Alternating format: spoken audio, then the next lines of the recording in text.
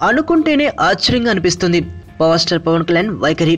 ఏళ్ల తరబడి ఇండస్ట్రీలో ఉన్నప్పటికీ ఎప్పుడూ లేని మార్పు ఈ మధ్యన కొట్టొచ్చినట్లు కనిపిస్తుంది.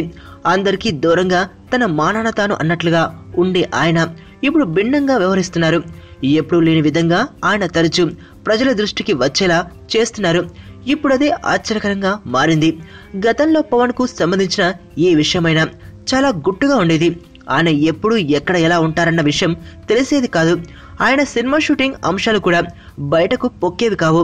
ఇక సెట్ లో ఆయన ఏం చేస్తున్నారన్నది తెలిసేది కాదు. ఇదంతా ఒక ఎత్తైతే పబ్లిక్ ఫంక్షన్లకు వెళ్లేందుకు ఆయన సముఖత వ్యక్తం చేసేవారు కాదు. అదేమంటే తనకు సిగ్గు ఎక్కువ అన్నట్లుగా ఆయన చెప్పేవారు. అది ఏం మాయో కానీ ఈ మధ్యన పవన్ పూర్తిగా మారిపోయినట్లుగా కనిపిస్తుంది. తరచూ తనకు సంబంధించిన వార్తలు మీడియాలో వచ్చేలా జాగ్రత్తలు తీసుకున్నట్లుగా కనిపిస్తుంది.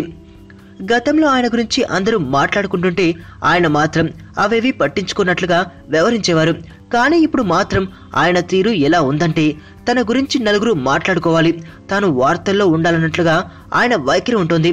ఇటీవల కాలంలో చూస్తే ఆయన హాజరైన ఫంక్షన్లు చాలానే కనిపిస్తాయి.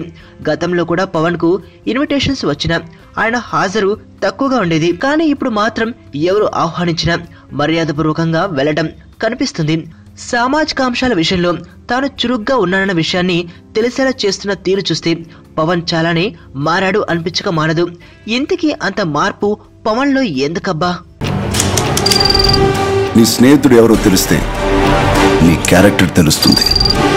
నీ శత్రువు ఎవరో తెలిస్తే నీ కెపాసిటీ తెలుస్తుంది.